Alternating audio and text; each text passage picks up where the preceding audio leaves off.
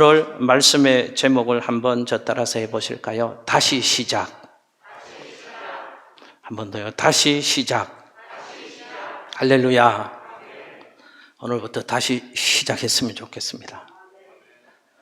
자, 또 다음 주일에 오후 예배 때 귀한 복음성가 가수분을 모시는데 꼭 참여해 주시는데, 그 복음성가 분이 알고 봤더니 방성환 집사님 조카가 되시는 분이십니다. 유명하고 활동도 많이 하시고 좋으신 분인데 감사합니다. 꼭 많이 참석해 주시면 좋겠습니다. 여러분, 저는 한 사람의 그리스도인으로서, 그리고 이 시대에 교회를 섬기는 한 목사로서 제 마음속에 늘 붙잡고 늘 기억하는 단어 하나가 있습니다. 이건 제가 신학을 해야 되겠다 하나님 주시는 감동 그때부터 있었고, 첫 사역 모 교회에서 유년부 전도사를 할 때도 그 마음이 있었고, 제가 첫 담임 목회를 할 때도 그 마음이 불탔었고, 저희 교회 올 때도 이 마음이 불타 있었고, 여전히 그 마음이 불타고 있고, 제가 은퇴하는 그날까지 이 단어에 대한 믿음의 온도를 잃지 않았으면 좋겠다, 그 마음으로 기도하는 그 단어 하나가 있습니다. 그 단어는 생각만 해도 가슴 뜁니다. 그 단어는 생각만 해도 마음이 설레입니다. 그 단어를 생각만 해도 기대가 됩니다. 여러분, 제 마음속에 있는 늘 품고 기억하는 그 단어가 무엇인지 아십니까? 그 단어는 부흥이라는 단어입니다. 부흥.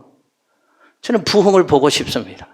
하나님이 이 시대에 살아계신데, 하나님을 섬기는 우리고 하나님이 계신 교회인데 부흥을 주옵소서 기도합니다. 저는 우리 모두가 부흥을 사모하고 부흥을 위해서 기도하심으로 하나님 주시는 진정한 부흥을 우리 모두가 누리는 부흥의 주인공들, 부흥의 주역들 다 될 수 있었으면 좋겠습니다. 좋겠습니다. 여러분, 성경에 나타난 부흥의 역사 이야기를 쭉 보면 부흥의 원리와 관련된 중요한 교훈들을 발견할 수 있습니다. 그 중에 하나가 이런 교훈입니다.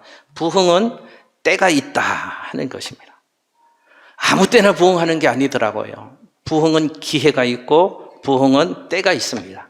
근데 가만히 성경을 살펴보면 참 아이러니컬한데요, 부흥은 언제 하나님이 주시는가 보니까 죄가 가득 차고 죄가 만연할 때, 어둡고 힘들 때 하나님은 부흥을 선물로 주시고 그때가 부흥의 시기다 하는 것입니다. 죄악이 만연하고 세상이 어두워질 때는 거룩한 하나님의 백성들은 하나님의 거룩한 은혜와 하나님의 거룩하심이 그들 가운데 회복되기를 열망하게 되어집니다. 그래서 죄가 넘치는 시기는, 이 어둠의 때는 하나님의 심판의 시기인 것이 분명하지만 동시에 부흥의 기회도 될 수 있다 하는 것입니다. 이런 사실이 우리나라 과거 역사를 살펴보아도 틀림이 없습니다. 우리 조국의 역사가 사회적으로, 도덕적으로 가장 어려울 때 하나님은 우리 조국에 가장 큰 부흥을 선물로 주셨다는 것입니다. 여러분, 1907년에 일어났던 우리나라의 평양 대부흥운동, 누구나 예수 믿는 사람이면 기억하고 그 은혜를 사모하는 운동이 평양 대부흥운동, 1907년에 일어난 하나님이 주신 놀라운 부흥의 은혜입니다. 여러분, 그때가 시기적으로 우리나라적으로 어떤 때였는 줄 아십니까? 가장 어두운 역사의 밤을 우리 조국은 지나고 있었습니다. 그리고 그때는 한국 교회의 부흥의 새벽과 맞닿아 있던 그런 시기가 1900년쯤, 1800년 말쯤, 1900년 초쯤 그런 시기였습니다. 1800년이 가는 마지막 시대, 그 시기는 우리 민족이 가장 고통스럽고 힘들고 암울한 역사를 보냈던 시기였습니다. 여러분, 1894년에 우리나라에 무슨 일이 있었는지 아십니까? 청일전쟁이 일어납니다. 청일전쟁의 와중에서 명성황후 시해 사건이 일어나게 되어집니다. 1904년에 우리 조국 이 땅 가운데에서 러일 전쟁이 일어났습니다. 여러분, 왜 청나라와 러시아, 일본, 우리나라에서 전쟁을 하는가 이해가 안 되죠. 그 시기는 한반도가 열강의 희생의 제물로 짓밟히고 있었던 그런 가장 우리 조국의 처참한 시기가 1800년 말 1900년 초 그 시기였습니다. 1905년에 을사조약이 맺어집니다. 1905년 을사조약으로 인해서 우리 조국의 국권이 사실상 상실된 때였습니다. 물론 표면적으로는, 형식적으로 보면 1910년에 일제의 한일 강제 합병에 의해서 경술국치로 불리어지는 국권을 상실하게 되어지는 일들이 실제적으로는 1910년에 일어나지만 이미 1905년 을사조약으로 말미암아 사실상 우리나라는 국권을 잃어버리게 되어졌습니다.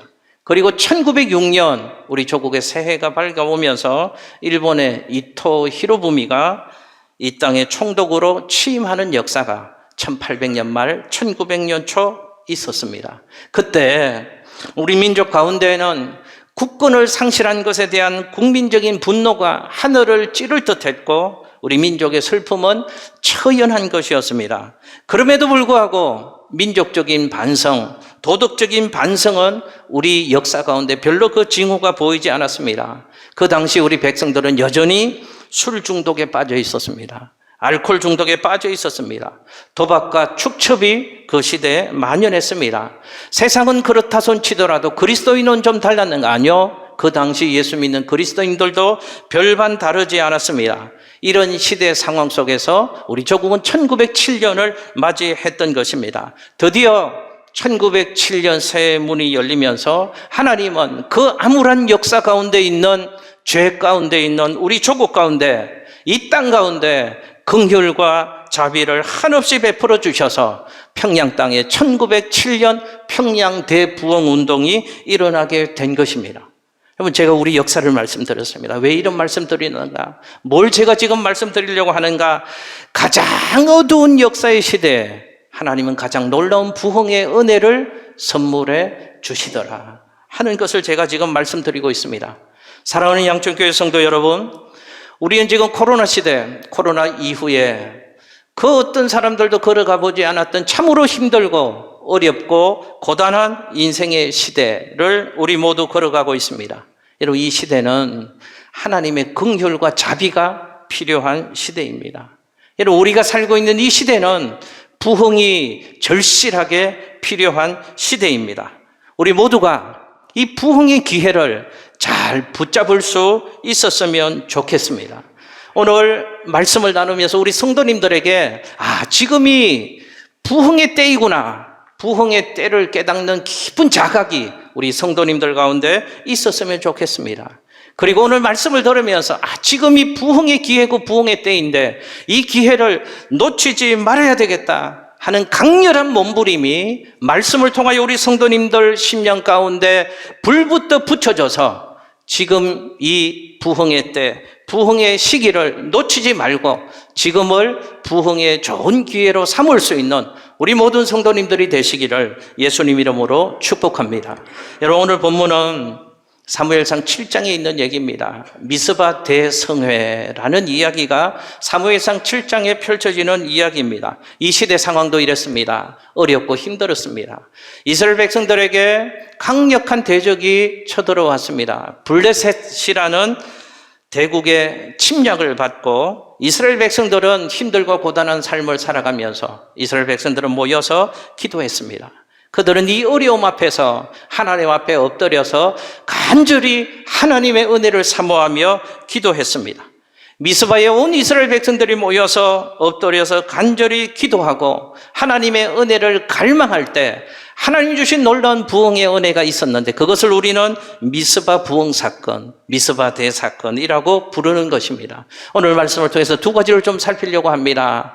어떤 조건들로 인해서 미스바 부흥 사건이 일어났는가? 부흥의 조건이 뭔가? 또 하나는 부흥의 결과가 무엇인가? 이 두 가지를 오늘 말씀을 통해서 함께 살피고 우리의 삶에, 우리 공동체에 적용하려고 하는 것입니다. 먼저 부흥이 일어난 조건을 살펴보겠습니다. 첫 번째 한번 저 따라서 해보실까요? 하나님의 임재를 갈망하라. 한 번 더요. 하나님의 임재를 갈망하라. 할렐루야. 여러분, 첫째 기억하십시오. 우리가 부흥의 은혜를 경험하고 부흥의 주인공이 되어지려면 제일 먼저 우리 안에 하나님의 임재에 대한 간절한 소원과 열망이 우리에게 있어야 되는 것입니다. 그때 하나님은 우리에게 부흥을 주시는 것입니다. 한번 저 따라서 해보실게요. 나는 하나님을 만나고 싶다. 하나님을 경험하고 싶다. 할렐루야. 하나님이 살아계시다는데 귀로만 듣는 하나님이 아니라 하나님은 우리를 사랑하셔서 어렵고 힘든 가운데 있으면 하나님은 우리를 도와주신다고 말씀하시는데 나는 그 하나님 보지 못하고 경험하지 못했는데 하나님, 나는 좀 살아계신 하나님을 만나고 싶습니다. 하나님, 나는 지금도 살아계신 하나님을 좀 내 인생 가운데서 경험하고 싶습니다.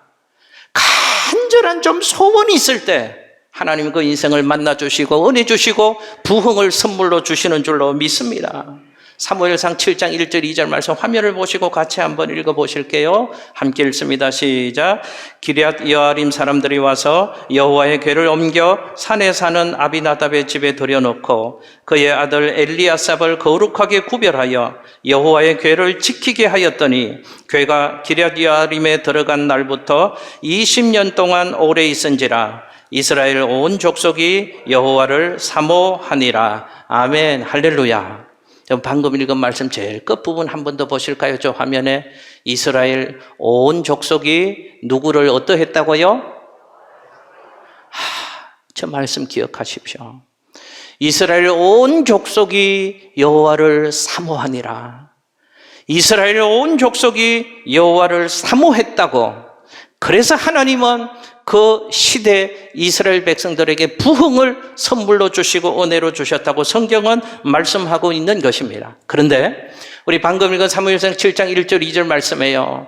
왜 어떤 이유, 무엇 때문에 이스라엘 백성들이 하나님을 정말로 사모하게 되었는가? 성경을 보면 그전에는 그러지 않았습니다. 근데 어떤 특별한 터닝 포인트가 있었다고 얘기합니다. 결정적인 사건 이후에 이스라엘 백성들은 그전에는 그렇지 않았는데 어느 순간 그때부터 하나님의 은혜를, 하나님의 임재를 간절히 사모하는 하나님의 사람들로 바뀌어졌다고 성경은 말씀하고 있는 것입니다. 여러분 1절과 2절 방금 읽은 말씀에 두 번 반복되는 단어 하나가 있습니다. 그게 해답이 뭘까요? 여호와의 궤라는 단어입니다. 여호와의 궤, 이것은 법궤를 얘기하는 것이고 언약궤를 의미하는 것이고 하나님의 임재의 상징을 나타내는 것이 여호와의 궤, 법궤, 언약궤를 나타내는 것입니다. 여러분 광야 이스라엘 백성들 성경에서 어떻게 생활했는가를 한번 보십시오. 이스라엘 백성들이 광야를 행진할 때 반드시 제일 앞에 제사장들이 메고 가는 게 있었습니다. 그게 무엇이었는가 하면 이 언약궤, 여호와의 궤, 법궤를 제일 앞에서 제사장들이 반드시 메고 갔습니다. 여러분, 법궤가 제일 앞에 이스라엘 백성들 앞에 가는 것은 무슨 의미가 있는지 아십니까? 하나님이 우리와 함께 하신다. 하나님이 우리 앞서 가신다. 라는 신앙의 고백과 의미로 여호와의 임재를 상징하는 그 법궤를 제일 앞세우고 광야 땅을 행진했던 것입니다. 또 성경을 보니까 이스라엘 백성들이 행진을 하다가 광야에서 멈출 때가 있었습니다. 어떻게 멈춘 줄 아십니까? 이스라엘 12지파가 동서남북으로 나누어서 진을 칩니다. 그리고 그 중앙에는 그 여호와의 법궤를 두었습니다. 중앙에 법궤를 두고 12지파가 동서남북 3지파씩 나누어서 진을 쳤다는 것입니다. 가운데 여호와에게 법궤를 두었다는 것은 무슨 의미가 있을까요? 하나님이 우리 가운데 계신다 하는 의미였습니다. 이 법궤는 한마디로 하나님의 임재의 상징이었습니다. 그런데 이스라엘 백성들은 성경을 보니까요, 이 중요한 법궤를 사무엘상 오늘 7장인데 앞에 6장에 보면 여호와의 법궤를 블레셋 사람들 이방인들에게 빼앗기는 사건이 있었습니다. 그리고 그 법궤를 다시 도로 찾아오게 되어집니다. 잃어버렸다가 다시 찾아오고 하나님의 임재를 상징하는 이 법궤를 찾아오고 모시게 되면서부터 이스라엘 백성들은 비로소 간절한 마음으로 하나님을 갈망하기 시작했다는 것입니다. 하나님을 사모하기 시작했다는 것입니다. 여러분 기억하십시오. 부흥은 언제 일어나는가? 부흥은 하나님은 어느 때 선물로 주시는가? 하나님을 사모하고 하나님을 갈망할 때 그 10년 가운데 그 공동체 가운데 하나님은 하늘문을 활짝 열어주시고 부흥을 선물로 주시는 줄로 믿습니다. 여러분 제가 한번 여쭤보겠습니다. 점검해 보십시오. 요즘 여러분들이 정말로 사모하고 갈망하는 그 무엇이 무엇입니까? 여러분은 이 시대를 살면서 정말 뭘 사모하고 뭘 갈망하고 계십니까? 혹시 여러분의 인생 가운데에서 나는 요즘 무언가를 좀 빼앗기고 있는 것 같아. 나는 무언가 중요한 것을 잃어버리고 있는 것 같아. 혹시 그런 느낌으로 그런 마음을 가지고 지금 이 시대를 그리스도인이라는 이름을 가지고 사시는 분은 혹시 없으십니까?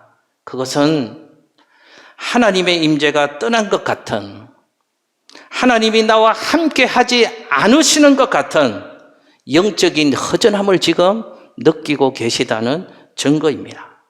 여러분 성경에 보면 다윗이라는 사람이 이런 마음을 느꼈습니다. 다윗은 범죄한 이후에 하나님이 나와 함께 하시지 않는 것 같아, 하나님의 임재가 나를 떠난 것 같아 라는 영적인 허전함을 다윗은 느꼈습니다. 그래서 하나님 앞에 엎드려서 참회하는 기도를 하는 얘기가 그 유명한 시편 51편 11절의 기도입니다. 화면을 보시고 우리 같이 한번 읽어보실게요. 시편 51편 11절 말씀입니다. 시작.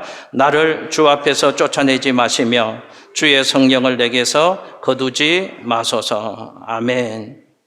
다윗이 이 기도합니다. 하나님 없이는 안 되는 인생임을 나는 압니다. 하나님 없어는 나는 아무것도 할 수 없는 연약한 인생임을, nothing, 아무것도 아님을 주님 앞에 겸손히 고백합니다. 그런데 주님 나를 떠나가시면 안 됩니다. 하나님이 나를 떠나가시면 나는 끝장입니다. 나는 안 됩니다. 성령님 제발 나를 버리지 마십시오. 성령님 나를 떠나가지 마십시오 라고 다윗이 하나님 앞에 엎드려서 울면서 기도했다는 것입니다. 사랑하는 성도 여러분, 제가 한번 여쭤볼게요. 우리도 신앙생활하면서 다윗 같은 마음을 느끼실 때가 없으십니까? 하나님이 나와 함께 하시지 않는 것 같고 하나님의 임재가 나를 떠나버린 것 같은 그런 영적인 허전함을 느끼실 때가 있으시죠. 대략 두 가지 경우 때문에 느껴집니다. 하나는 다윗처럼 범죄했을 때 하나님이 나와 함께 하시지 않는 것 같아, 하나님의 임재가 나를 떠난 것 같은 영적인 허전함을 느낍니다. 또 하나는 거룩하신 하나님과의 교제를 등한히 할 때요.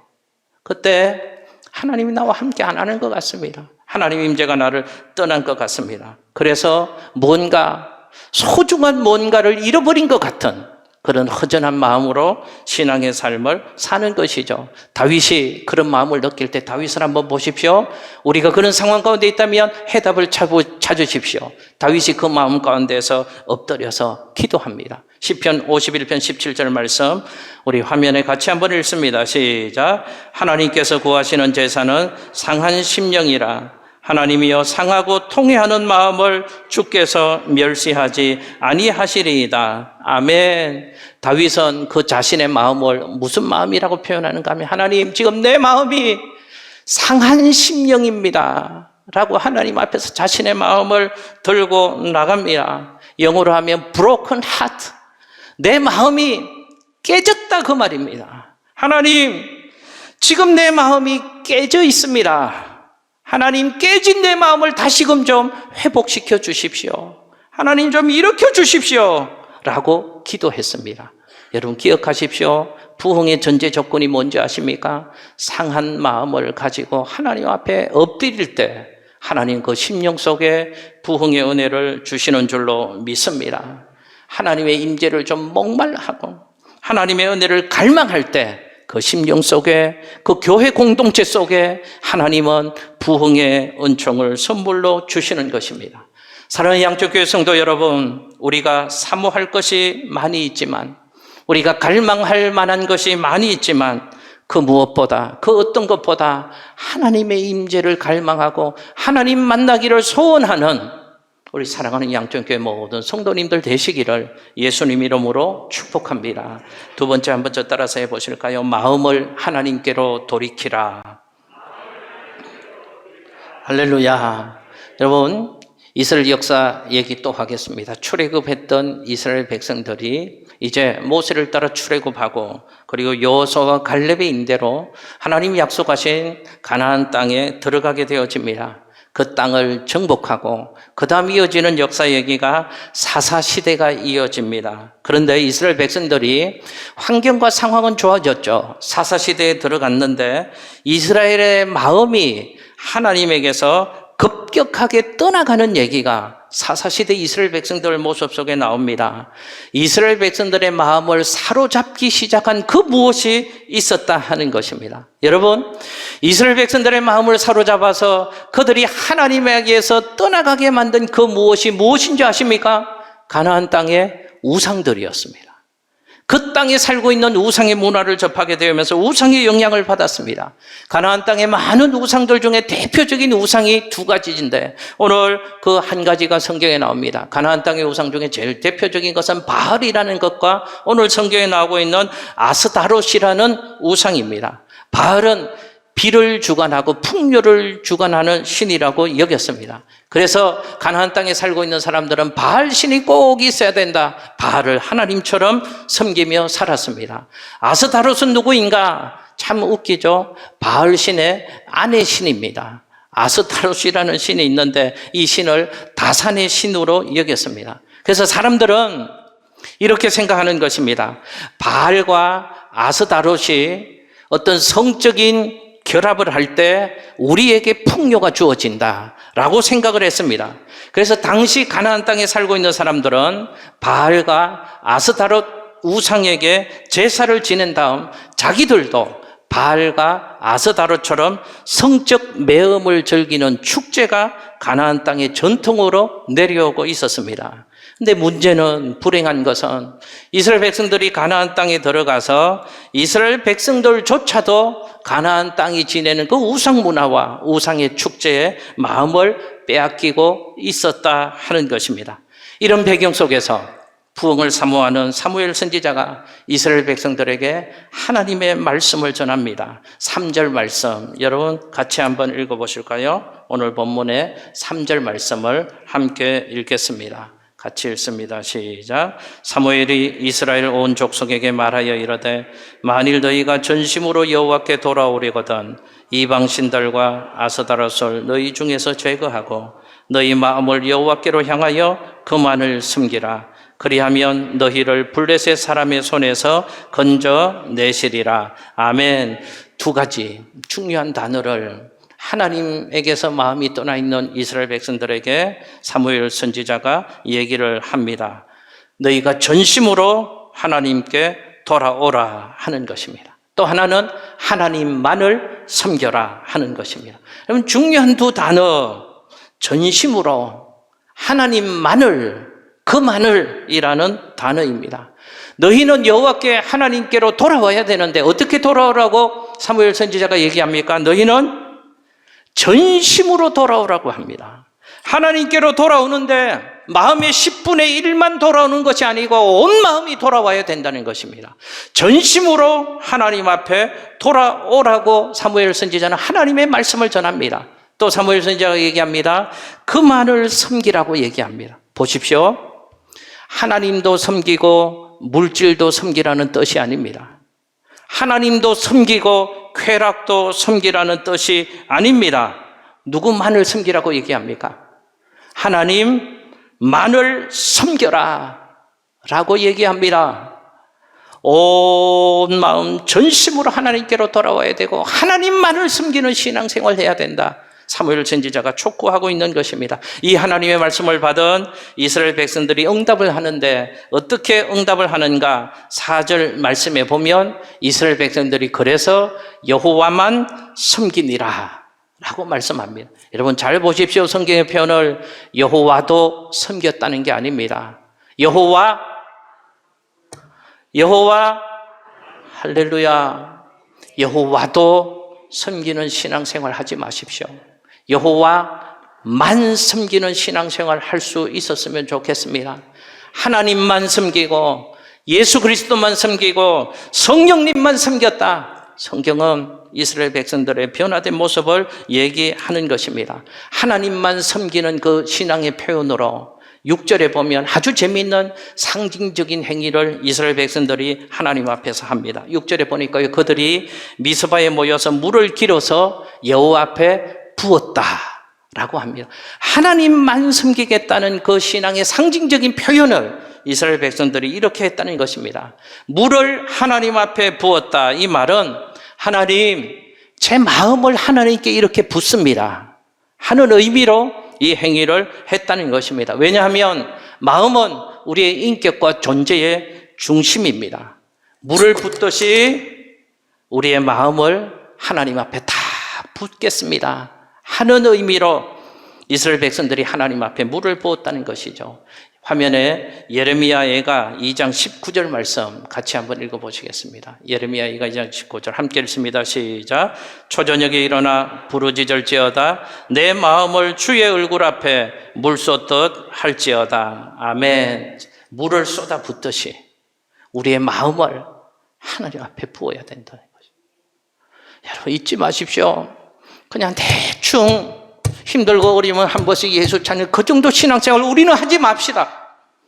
그냥 형식이고 습관이 되어서 예수 그렇게 안 믿었으면 좋겠습니다. 불을 붓듯이 우리의 마음을 하나님 앞에 쏟아붓는 신앙생활하는 우리 모두가 되시기를 예수님 이름으로 축복합니다. 여러분 한번 점검해 보십시오. 혹시 여러분의 마음이 하나님 아닌 다른 곳에 빼앗기고 있는 것은 없으십니까? 혹시 여러분의 마음이 도둑 맞고 있지는 않으십니까? 여러분 지금 마음 관리 잘 하고 계십니까? 주님은 계속 이렇게 우리에게 말씀하시는 것입니다. 너의 마음을 내게 주었으면 좋겠다. 너의 마음을 내게 달라. 하나님이 이렇게 말씀하시는 것입니다. 기억하십시오. 부흥은 우리 온 마음을 다하여 여호와께로 돌이킬 때 주님은 우리에게 부흥을 선물로 주시는 것입니다. 마지막 하나 살펴보겠습니다. 금식과 기도로 하나님 앞에 간절할 때 하나님은 부흥을 선물로 주시는 것입니다. 6절 말씀에 보니까요, 이스라엘 백성들이 미스바에 모여서 두 가지를 했습니다. 기도하는데 특징 있는 기도를 합니다. 금식하면서 기도하고 회개하면서 하나님 앞에 기도했다고 성경은 얘기합니다. 여러분 금식 기도가 밥을 굶는 것을 의미합니다. 그런데요, 금식 자체가 중요한 것은 아닙니다. 금식은 간절한 기도의 상징입니다. 밥을 먹는 시간조차도 하나님께 기도했다는 것입니다. 기도하다가 밥을 먹는 시간도 잊어버릴 정도로 기도에 집중하고 몰두하면서 하나님의 은혜를 사모하고 하나님의 용서를 사모하고 하나님의 임재를 갈망하며 기도할 때 하나님은 그 심령과 공동체 가운데 하늘문을 여시고 감당할 수 없는 부흥의 은혜를 주신 줄로 믿습니다. 여러분 오늘 이 시대 신앙생활하는 성도들의 비극이 무엇인지 아십니까? 신앙생활에 기도도 없고 간절함도 없다는 것이 우리의 문제입니다. 제일 어려운 시대를 살아가는데 기도를 잃어버리고 신앙생활합니다. 하나님 앞에 간절함도 잃어버렸습니다. 예수를 믿는 오늘 이 시대 그리스도인들의 비극이 무엇인가 하면 회개가 없다는 것입니다. 진정한 회개를 잃어버린 채 완악한 마음으로 하나님 앞에 신앙의 삶을 살아가고 있다는 것입니다. 여러분 잊지 마십시오. 응답과 축복과 부흥은 기도라고 하는 수레를 타고 우리에게 오지만 회개라는 관문을 통과하지 않으면 절대로 우리의 것이 될 수 없는 것입니다. 언제 하나님 부흥을 선물로 주신다고요? 부흥이 일어나는 현장에는 예외 없이 일어난 사건은 금식하며 기도했습니다. 회개하며 기도했습니다. 엎드려서 금식하며 하나님의 은혜를 갈망했습니다. 마음을 찢으며 하나님, 나는 완악한 죄인입니다. 하나님 앞에 죄를 고백하며 하나님의 도우심을 구하고 은혜를 구하고 자비하심을 구하고 응답을 간구하며 기도했습니다. 그때 부흥이 터지는 것입니다. 저는 우리 양천교회 성도님들에게 잃어버린 간절함이 회복되어졌으면 좋겠습니다. 저는 우리 교회 양천교회 모든 성도님들에게 잃어버린 기도의 열심이 좀 회복되어졌으면 좋겠습니다. 오늘 왜 권사님들 나무라고 했을까요? 우리에게 100분의 권사님들, 교회 어머니들이 계십니다. 기도를 놓치고 있습니다. 예배를 놓치고 있습니다. 교회는 내 집은 만민의 기도하는 집이라고 말씀하셨잖아요. 기도의 온도로 이 공간을 가득 채우라는 뜻입니다. 기도의 눈물로 이 교회 공동체를 물들이라는 것입니다. 다시 한번 우리가 시작했으면 좋겠습니다. 여러분, 저는 우리 양천교회가 기도하는 우리 성도님들 때문에 하나님의 집이 기도의 용광로가 될 수 있었으면 좋겠습니다. 우리 교회가 은혜의 저수지가 될 수 있었으면 좋겠습니다. 우리 교회가 부흥의 진원지가 될 수 있었으면 좋겠습니다. 여러분, 그런 부흥의 은혜를 체험하고 부흥의 주인공이 되기 위해서 제일 중요한 사실은 하나님과 나와의 사이를 바르게 회복해야 합니다. 여러분, 유명한 마틴 로이드 존스 목사님은 부흥이라는 책에서 뜨겁게 부흥을 사모하는 교회들에게, 그리스도인들에게 부흥의 원리를 이렇게 교훈해 줍니다. 창세기 26장에 이삭의 우물 얘기가 나옵니다. 마틴 로이드 존스 목사님이 부흥을 원리를 그렇게 우리에게 교훈합니다. 거기 보면 블레셋 사람들이 이삭의 우물 물들을 메워 놓습니다. 그런데 이삭의 종들이 메꿔진 우물물을 깨끗이 청소하고 우물들의 쓰레기를 제거하고 나니까 이삭이 샘 골짜기에서 샘 근원을 얻게 되었다 하는 얘기가 창세기 26장 말씀에 기록되고 있습니다. 무슨 얘기인가 하면 우리 마음에 가득 차 있는 쓰레기들이 있는데 그것들을 다 파낼 때 우리는 하나님의 은혜의 샘물을 경험하는 인생이 될 수 있다는 것입니다. 여러분, 기억하십시오. 우상이라는 쓰레기, 하나님이 기뻐하시지 않는 우리 마음속에 있는 온갖 영적인 쓰레기들을 다 제거하면 우리가 하나님의 샘 근원을 터치하게 되어진다는 것입니다. 하나님의 은혜를 경험하게 된다는 것입니다. 우리의 심령이 생수로 적심받게 된다는 것입니다. 사랑하는 양천교회 성도 여러분, 이제 다시 시작합시다. 하나님 앞에서 처음처럼 엎드려서 저도 더 기도하겠습니다. 처음 우리에게 하나님 인도함 받고 온 것처럼 저도 눈물로 우리 성도님들의 안절 자리 하나하나를 새벽부터 눈물로 다시금 적셔 가겠습니다. 여러분도 함께 기도해 주십시오. 하나님 앞에 좀 엎드리고 눈물 뿌리며 기도하고 가슴 찢으며 통회하고 자백하고 그래서 하늘로부터 내려오는 새 은혜와 능력을 공급받고 그 힘으로 시대를 이기고 교회를 섬기고 세상을 섬기는 우리 모든 성도님들 될 수 있으시기를 예수님 이름으로 축복합니다. 기도합니다.